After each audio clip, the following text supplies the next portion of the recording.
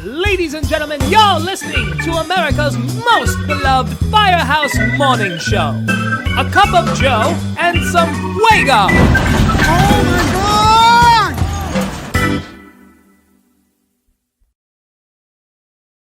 God! And welcome back, guys. Good morning to A Cup of Joe and some Fuego. It's that interactive show that allows you guys to tell us all about your firehouse, your shift, your station, your department, your state, your city, whatever it is fire-related. You get to send it in. It makes this community that much closer. But before we dive in, I'm going to give the shameless plug, guys. Check out our new membership. I'm working right now. We just did the Fire Patrol. We got the Halligan up there. I'm working on the documentary on the hooks in the fire service. They were once used as weapons, fighting weapons, and they were adapted for the fire service to pull ceilings and whatnot, and that'll be out next week. But here's a quick commercial on it. Looking to take your love for the fire service to the next level? Then join the Gettin Salty Experience YouTube Premium Membership Club, where the stories burn hotter and the history runs deeper. As a member, you'll unlock exclusive content you won't find anywhere else, from History with Hashhagen, where we dive into legendary FDNY fires and the men who fought them, to feature-length documentaries spotlighting the rich and gritty history of the FDNY, told the way only Gettin Salty can. You'll also get early access to special interviews, behind-the-scenes content, and members-only perks designed with our most loyal followers in mind. Joining is easy. Just hit that join button right in our YouTube channel and become part of the Brotherhood. Support the show, celebrate the job, get and stay salty.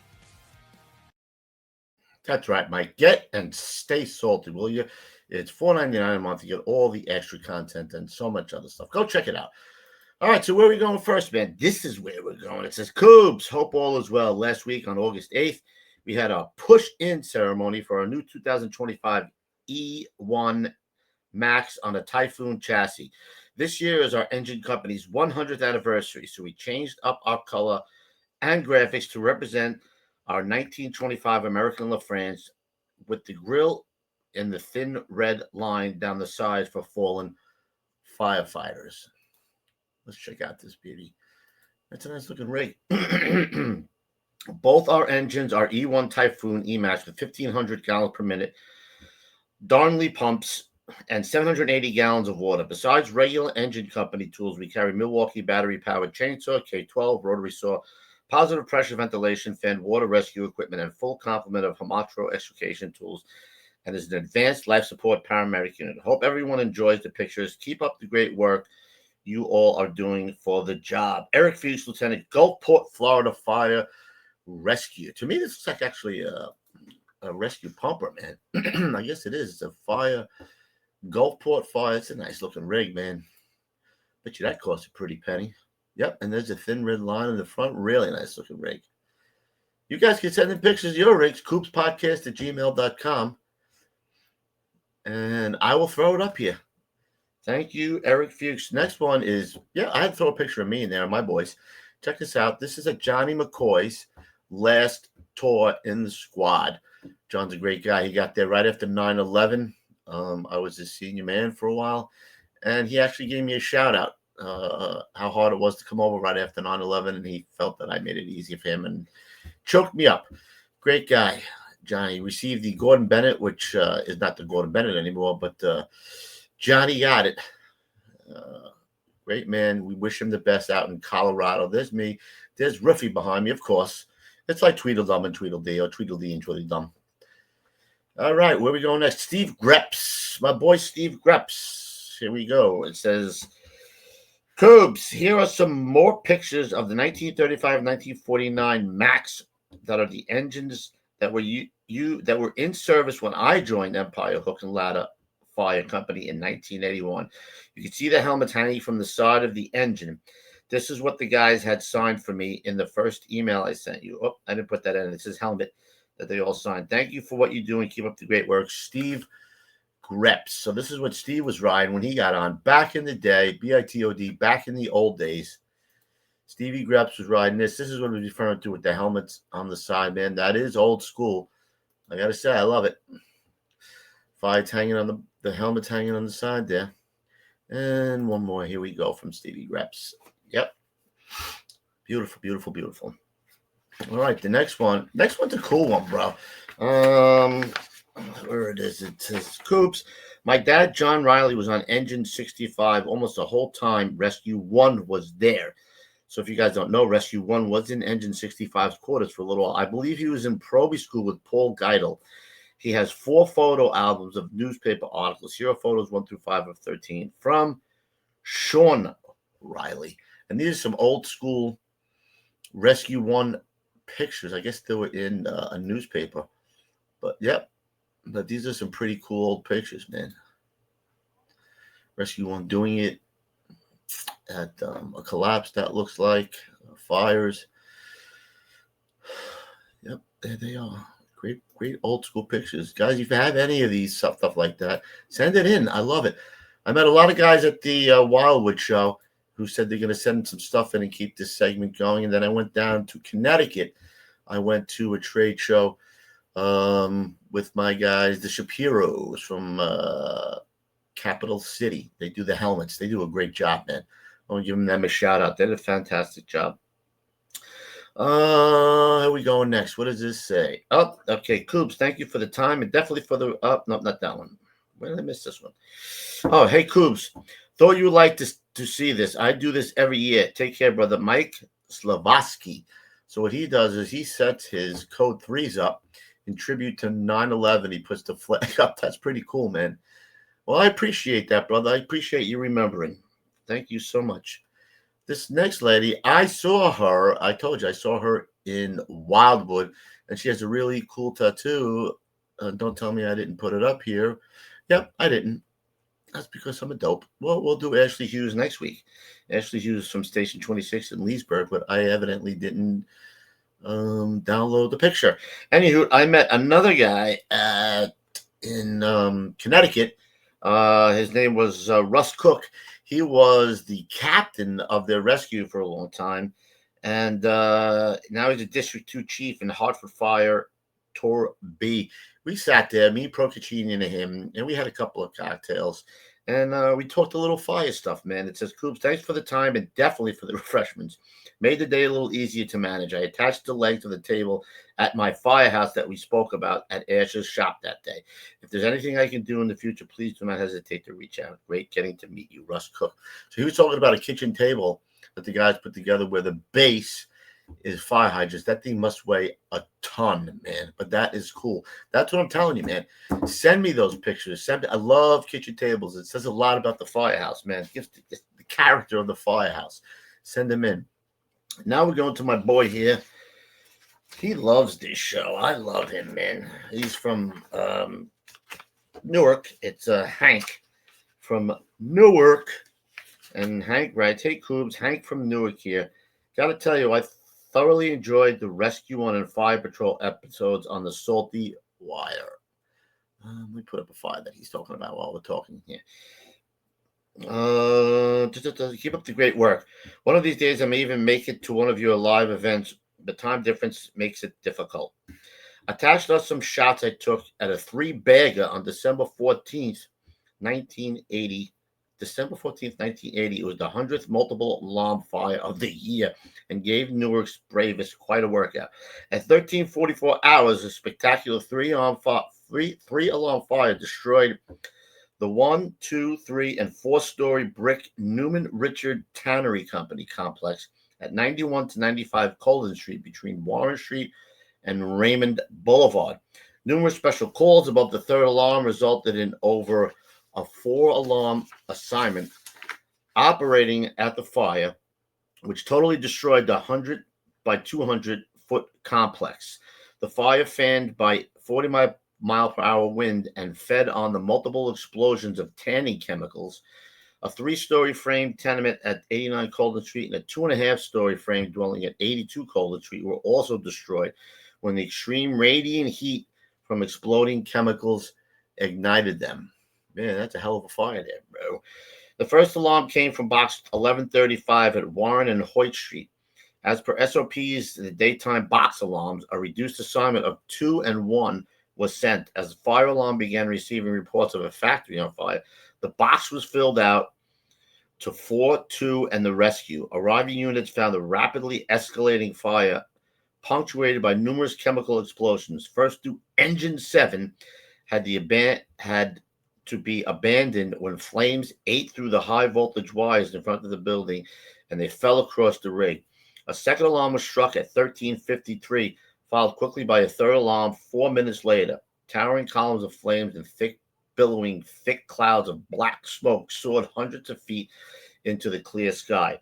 At 17 hours, while the fire was being brought under control, a signal 11 all-hands dwelling fire occurred on the south side of the city.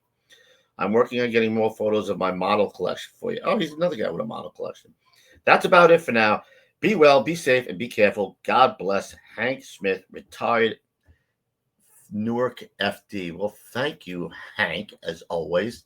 Hank Smith, you read, because it's so hard to say his last name. So I'll go with Hank Smith. Thanks, Hank. I appreciate you not making me try to butcher your name. All right, so the videos, guys. I took some special videos here. All right, let me get out of this picture here. I was going through some videos, and I found two similar videos, both FDNY, both on the Upper East Side, and both basically the same companies, 13 truck, 16 truck. I worked in 16 truck for a little time.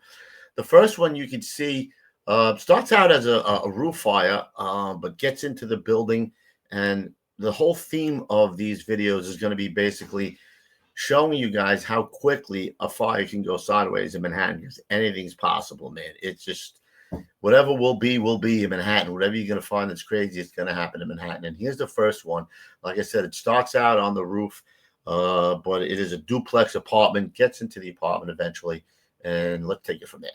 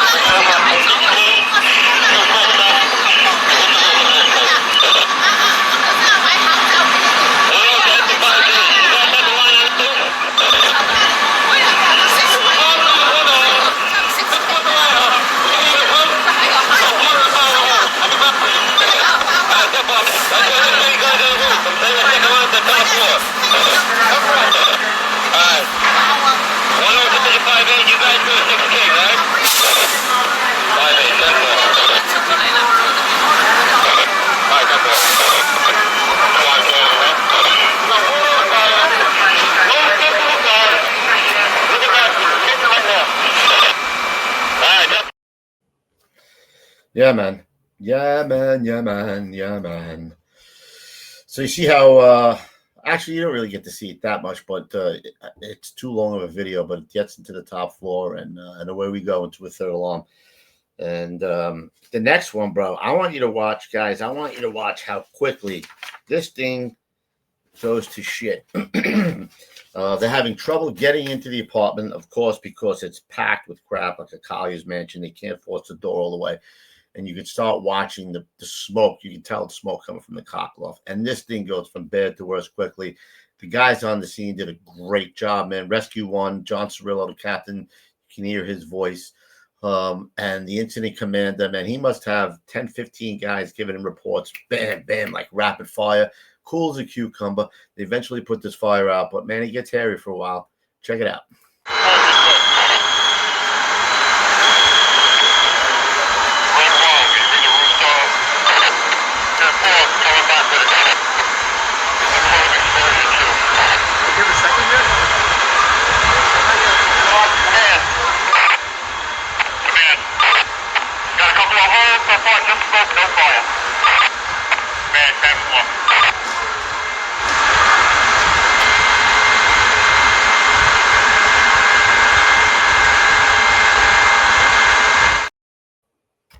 Okay, that's a quick one right there.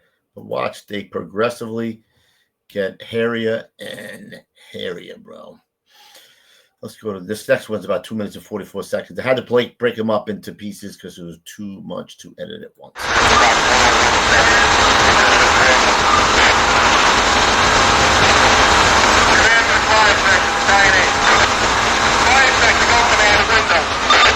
Negative. I'm going to keep them right here, right now. We're just about to get the door open. I want them to be able to back up this first right, okay? All right, 10-4. Let me know if you don't get that door open, though. You got a lot of heavy smoke starting to push out the cockloft. Okay, well, let's start digging into the cockloft. Since we got the door cracked open, there's a whole lot of debris behind it. We're having a tough time getting open, but I can see the fire burning heavily, okay? 10-4. Command to Engine 8. Find about the fire, the room full course.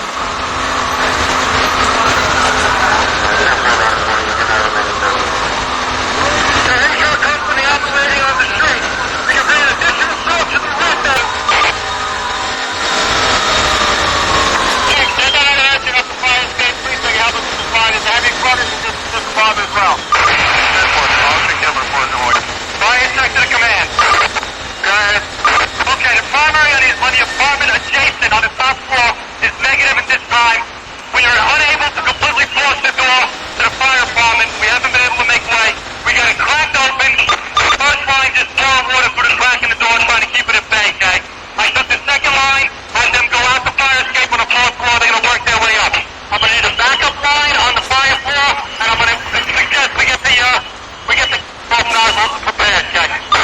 Alright, negative on that second line. Keep that second line with you. I'm going to send another engine up the fire escape. To the floor side.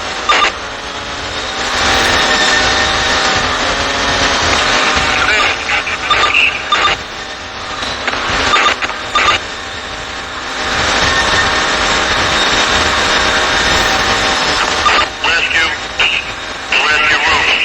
Where is the fire and cockloft inside? It's on the floor side, sir. Squad to rescue. Squad to rescue. Squad to rescue, John.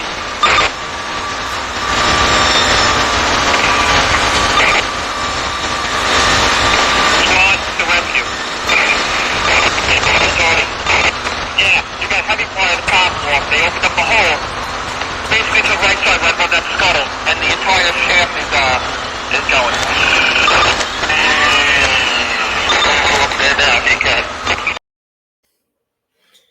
Woo! I told you, man. All right, let's go to part 3 right here.